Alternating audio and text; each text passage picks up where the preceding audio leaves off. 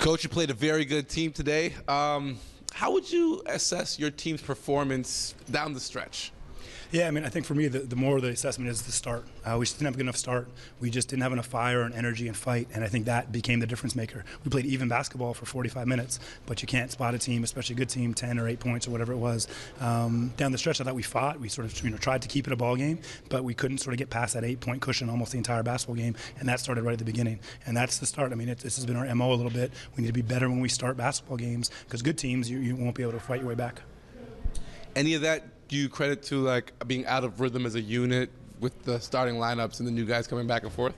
Yeah, a little bit. We were trying some new things. I think we tried the double big lineup, which we hadn't really done before with DC and Chris. Then Malcolm, Jordan, and Chris. First time we've had all three of them in the longest time I can remember.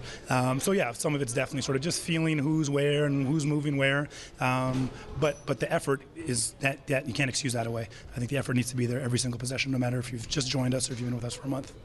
Fourth quarter there, Chris comes up with a huge offensive rebound and then kind of takes what was maybe an ill-advised three. Is that part of his learning curve? Are you okay with him taking those shots? Absolutely. I think shot selection is a big difference maker for him. He makes the offensive rebound, which is the big play, and then I think you sort of an errant three that doesn't really, there's no value to it. Even if that goes in, it's sort of just a prayer anyway. So yeah, it's about sort of his shot selection, his growth as a player, his understanding score time situation, and learning about those things. And I think that's why this league is good, and we'll be able to watch the film now. And now he has some actual tangible film to get better from, and that's what this thing is about, because that's how he's only going to get better. So when he's in that situation in the NBA, the rest of the season or next season, he can hopefully make a better decision. You made an analogy that Chris Boucher hits a lot of home run balls, and you've had an emphasis on can you get the singles here and there. How would you assess his batting average, if you will, on a game like today, singles versus home runs?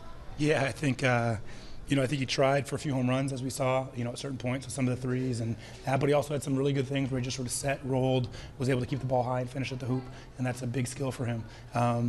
So he hit a few singles, few strikeouts, and a few home runs, I'd say. But he's got to just continue to be consistent, right? I think, and he's learning new things. I think playing at the 4 was a new situation for him with Derek Cook as well on the floor, and that's something he's got to really feel out, because he may be in that situation in an NBA floor. And they posted up Alan Williams a bunch on him, especially late. They had a big set with 3 minutes left. You've mentioned post defense isn't just about when the guy catches, it's about when the work he does beforehand. How do you think Boucher's work before the catch was for tonight's game against Williams especially? Yeah, similar. I think an area of growth there for sure. I think doing the early work is what we talk about a lot, and him meeting Williams earlier up the floor and doing the work so he doesn't get sealed deep in the post. And he's got to improve on that. That's definitely an area of interest for him. I think when he did sort of establish good defensive position and forced him to the logo, he was able to defend him really well. And that's good, because Williams is a heck of a player. But the early work is important and a continued part of his growth as a pro.